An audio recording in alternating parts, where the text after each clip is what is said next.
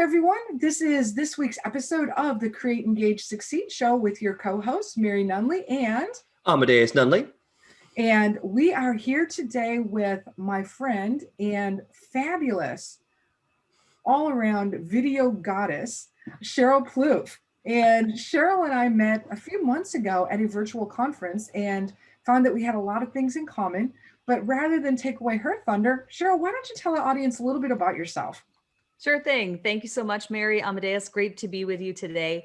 My name is Cheryl Plouffe. I'm a video strategist. I'm a former national TV broadcaster based here in Southern Ontario, Canada. And I have done over 20,000 hours of live television broadcasting over the course of my career. Even when I tallied it, I went, wow. So that's a lot. It's a lot. 25-year career in television broadcasting and have done, I've served really in a variety of different roles. I've taught college, I've done commercials, corporate videos. I even was a news manager for several years as well, managing a team of 17 people across the country. And so I have a variety of different experiences that I bring to the table. But what I do now is I help offline authorities build their business online with video. And I do that through strategic storytelling and through strategies that are include live and some recorded video. Oh, I love it. I mean, I can just imagine the stories that you could tell and some of the situations you may have been in. And I can just know, just by watching you on camera, your presence is so just like polished and you're unflustered. Like I can imagine, a bat flying in the window and you'd be like, okay, let's go. We'll just keep talking, which I think is really cool. And that leads me into my first question is, so many of the course creators that we work with are afraid to go on camera. They're hesitant. They're like, oh, I don't look perfect. What would be a couple of pieces of wisdom that you could share with them to kind of get over those jitters? I think that it has to do, and to use a marketing term, what is your why? Okay. Right? It's how badly do you want to get this course up and running is ultimately what it is. I mean, if creating the course is going to be the way that you're going to make money in your business and maybe get yourself out of one situation and into a better situation, isn't it worth it to face that fear for the benefit and the payoff that could be on the other side of that fear? So I think it's looking at how badly do you need to have changed your situation or transform your scenario. And when you look at it from that lens, it may be more palatable for people to say, face that fear when they know that there's a payoff at the other side of it. I think we're at a point now in, the digital era, where perfectionism from a marketing perspective is not as effective. So that's good news. That's one of those like weight off your shoulder type of things, because it used to be, who had the fanciest car in their video and who, the bling and the Lambos and like the trips and all that stuff. And I think a lot of photoshopped perfection, and we're going away from that now, in large part because we even saw this trend before coronavirus, but nonetheless, I think because of the virus and so many people flocking to online, it's become more normal now to see people in their natural environment, in their homes. And so that authenticity is spilling through in content and spilling through and really help, spilling through any kind of content that you create, and even meetings and communication in general. I think that's going to continue to be not really a trend so much as an expectation and a normalcy around that. So I think authenticity and give yourself, take a little bit of a break from the perfectionism and know that the world isn't expecting you to be perfect. You're putting those undue expectations on yourself. Wow. And that's really powerful, especially coming from a professional who has spent a good portion of your career in that environment, to say, let that perfectionism go away. And, just from watching some of the shows online, where even like the nightly, late night talk shows, they're shooting from their homes. Absolutely. They have children running through the living room and those kinds of things. And I think you're right. I think that we are a little bit less stressed, or less like I have to be like perfect. And I think that's going to help a lot of course creators. One of the things that we tell our clients, though, is it doesn't have to be perfect in terms of the video quality, but your content should be factual and accurate. Would you say that applies across the board?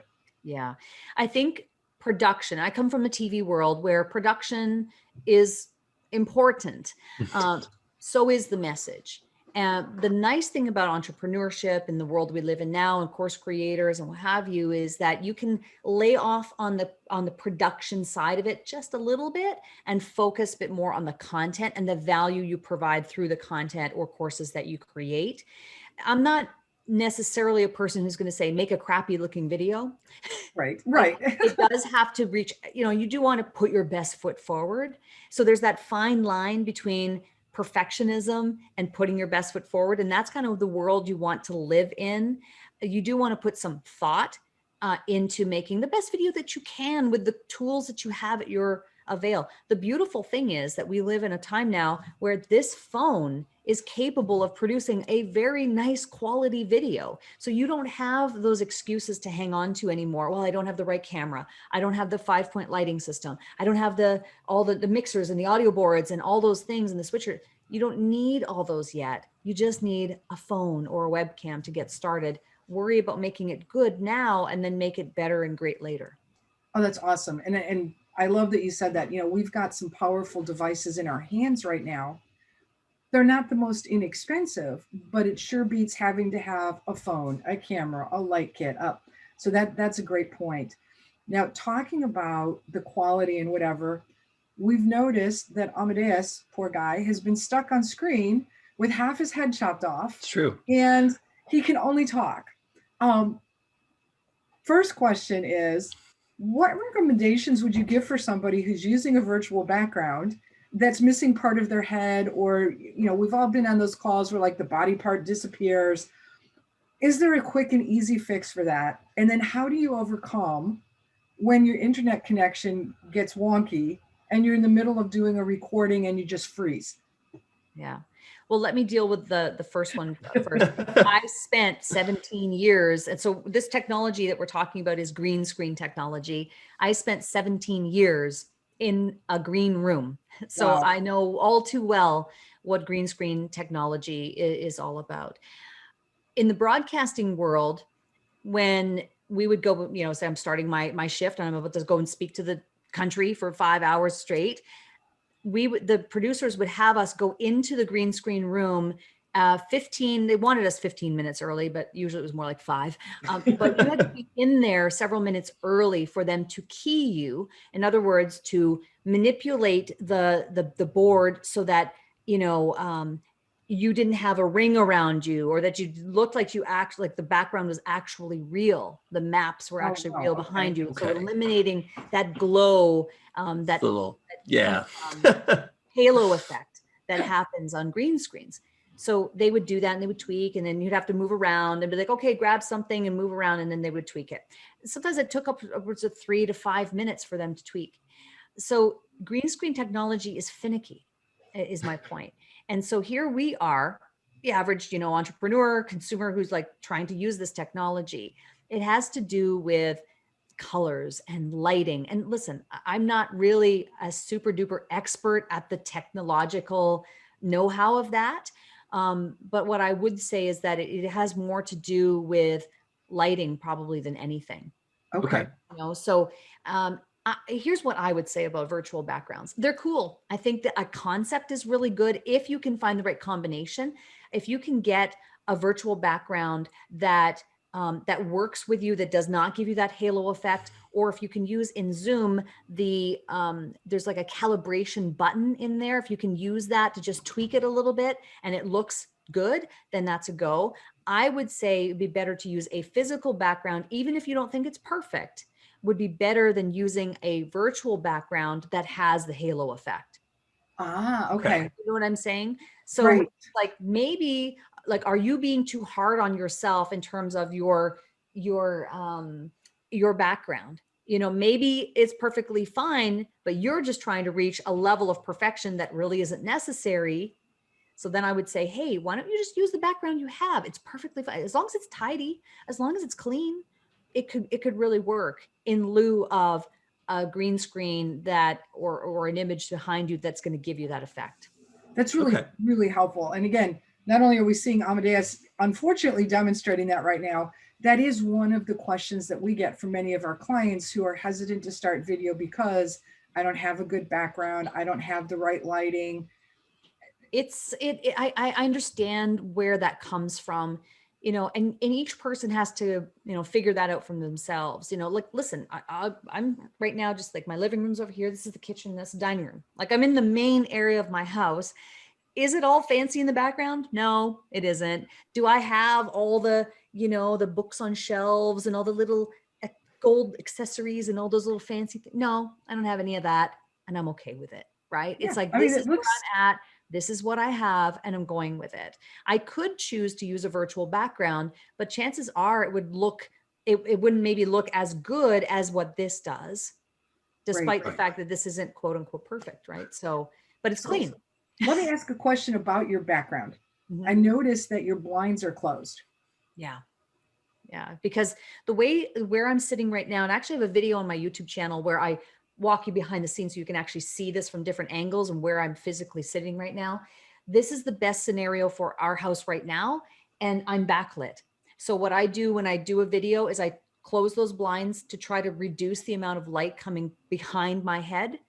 And it's okay. This works. And I usually Mhm. sometimes close those curtains over there as well. But if those were open, then I would be completely backlit and it wouldn't work. Okay, so then I used to call it, or I still call it, it looks like you're in witness protection. Right. I Yes. actually had to move my desk because I was backlit and I would be on Zoom calls and nobody could see me. And it's like, but I have the light on, and it was because of the bright sunshine That's right. coming from the window. And so I looked like I was just this black silhouette. But it sounds like it's a fairly easy fix in terms of I do have a light in front of me. uh-huh. So I'm reducing the light behind me and I'm augmenting the light in front of me. Okay. And so I guess, we had just talked earlier about you can do pretty much anything with your phone. One of the questions that I just got from actually Amadeus was, what about a ring light? And is that worth, I've seen people just go to like Walmart and just buy a desk lamp and point it at them. Do you have to go out and invest in special lighting, or do you think just adjusting your lighting? I think, so let's just use this scenario as an example. If I didn't have this ring light, I am using a ring light here, but let's say I had nothing and all I had was my phone. What I do, I would probably take this phone, I would open those blinds and I would stand in front of that natural light coming toward me. So I'd be with my back to you, but the light would be coming toward me and I would use my phone to record myself. One thing you can do is actually put your phone on against the window and hold it steady with one hand Wow. Okay. and then just record yourself. If you didn't have a tripod, if you had nothing, that's what I would do. That's really smart. And again, the whole point of this conversation is for those of you that are like, I'd love to do a course. I don't have thousands of dollars to go in the studio. I don't have a good camera. You literally can do this with your smartphone and natural lighting Yeah. without having to invest. And then as you get better, as you sell your courses, as you start bringing in some money, then, work with a video coach, work with somebody who can help you take it to that next level. Versus I can't do it because I don't have $10,000 to get started. And I'm just making up the $10,000 number, but I know how pricey cameras can get. I know what, light kits can be. Yeah. No, to say 10,000 is probably not that far of a stretch, Mary, because, equipment can get really pricey. It can get expensive. And there may come a time when you might want to invest in a ring light or some LED panels or a webcam, microphones, a tripod, things like that. But if you're starting from scratch and you're really trying to get that course up and running and start making some money, then I would just use, your phone. If you don't have a phone, obviously you have to have something to record the videos on. You might use your phone. You could also use Zoom, right? You could use Zoom. You could use Loom, LOOM.com. There are, you could use QuickTime, Oh, so that's true. there are ways that you can get those things done, get that first round of videos up and running, start making some money, and then look at reinvesting it. That's a great point. And I know for myself, I actually ended up with two light kits. One, because I want an online video challenge. And so they're just like, you can pick from a light kit or something else. I'm like, well, let's go with the light kit. I don't have one. And then I went to a yard sale with my daughter pre-COVID, or when we had like a time where we could wander around. And the one house, the guy's like, yeah, my wife was a photographer, but she quit. So I just want to get rid of this stuff. So I got another full light set with 4 backdrops for $25. Are I'm you like, kidding? I don't really need this, but for $25, You I'm have going to buy put it it. in the closet. You have to buy it and just store it. Exactly. Going, because that way, if I do, if I have a client that needs something or whatever, I've got something that I can loan them and say, okay, now, get it back to me in this amount of time. But instead of investing the money here, you've got this. So, I was able to do it on the very down low, and winning the challenge was exciting, which for folks who know me, I'm a challenge junkie. That's how I first started doing live video on Facebook. That's how I've done, like upped my fitness. And Cheryl, before we started this interview, you had mentioned a challenge. And so I started Cheryl's challenge. The first one she did, I didn't finish, life happened. But it was really helpful for me to get back into the groove of things. So can you tell us a little bit about your challenge and why you think challenges are a great way to get started? Challenges are a great way to get started because usually people suffer from not executing. They have good intention. They want to do it. They know the value of doing it. But like you said, life happens. And then we end up 3 years later still telling ourselves that same story. So a challenge is a way to light a fire under you and to push you into a place. So because the challenge is really a mindset thing. It's I'm committing, I'm making myself accountable. It's like going to the gym, right? You're Mhm. not going to get any results from not going to the gym. You're only going to get results from going to the gym. Does Right. that mean that you have to have a buddy, an accountability partner to come to your door at 7 o'clock in the morning and ring the bell and say, you're getting your clothes on and you're coming with me, right? And so sometimes that's what it takes. So the challenge format is really beneficial. We see challenges of all kinds, of all descriptions, and that's why they are effective. And I know you listen, I totally appreciate you saying I started, but then life happened. That is the point. So then the idea is to get back on the horse, try again until you can start building the momentum. And that's what it is. It's like momentum building and teaching people how to think and act like a content creator. The consistency, it's like building it's like a muscle that you have to build over time. And we do now a live challenge, a live stream challenge. So we used to do it this way where we would have videos where people would record videos and we would challenge them. But what I'm seeing now in the post-COVID world, in the post-pandemic world, is that coaches and consultants and business owners need videos like yesterday. So Mhm. how can I get them up and running in the fastest way possible with the content they need to position themselves as experts? The answer is live streaming, because there's no post-production or because the producing and the publishing happens almost instantaneously. So that's our solution. And we bring people through we call it go live, right? Go live challenge. So Mhm. we provide prompts. So we'll send prompts every day for the month and say, okay, here's your prompt. You have no excuse. This is what you should talk about. If you have nothing you want to talk about yourself, go live and get that 1 minute minimum 1 minute video done for 30 consecutive days. And that's what I really liked, because I got my daily prompt and it helped me to start thinking about what do I want to talk about. So even though I didn't finish, I still have those emails with the prompt so that I can go back and go, okay, fell off the bike, need to get back on. I've got my prompts. I can still go out and do it even though I'm not in a challenge. That's The right. other part that I like that was really, to me, made it accessible was what you just said. It was just 1 minute. In some of the challenges I've been in, it's like 5 minutes, 10 minutes, 15 minutes. It's like when I'm first starting, it's like, I'm lucky I can say my name and answer the question, and you want me to talk for 7 minutes? Oh my goodness, that's never going to happen.